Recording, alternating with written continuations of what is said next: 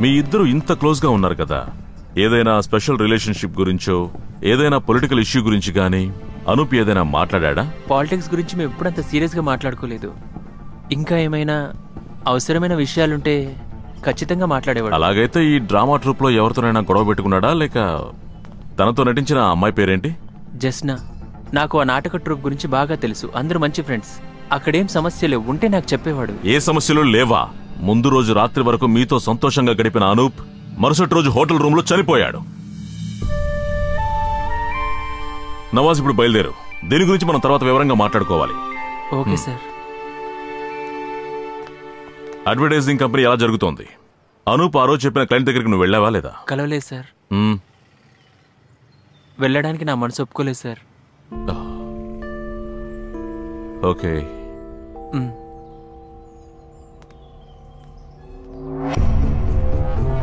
Okay sir. Rafi sir, Anoop హత్య చేయబడిన ఆ రోజో లేక మరుసటి రోజో మన స్టేషన్ పరిధిలో గానీ పక్క ఏరియాలో గానీ ఏదైనా అన్యూజువల్ ఇన్సిడెంట్ జరిగాయో లేదో మనం విచారించాలి.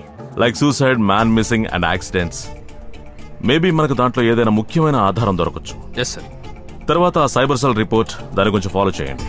సార్.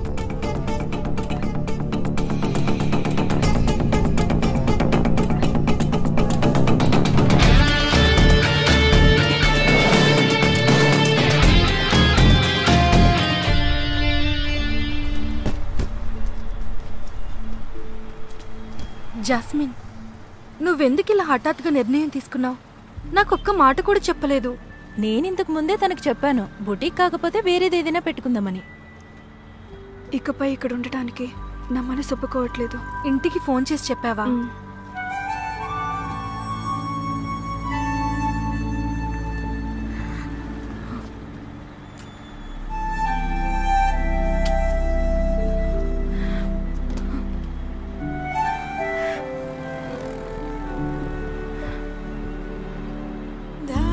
నాకు అది కావాలి, ఇది కావాలి. ఇవి రెండునా? ఓకే. ఏయ్, ఇప్పుడు కాదు, ఇప్పటికి వాటిని అక్కడే ఉంచు. ఎగ్జిబిషన్ అయ్యాక ఇవ్వు. అదేంటి? అంతవరకు నీ టాలెంట్ ని జనం చూడనివ్వు.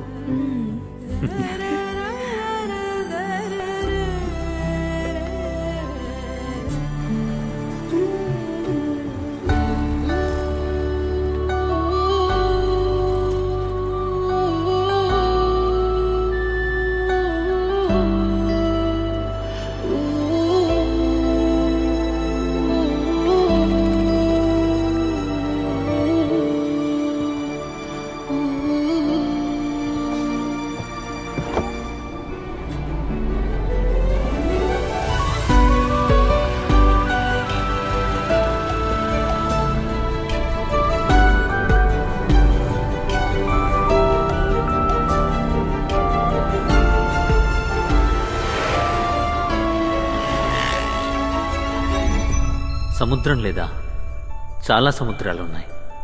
మనసులోని అగాధం, సముద్రపు అగాధం ఎవరు తెలుసుకోగలరు? సూపర్.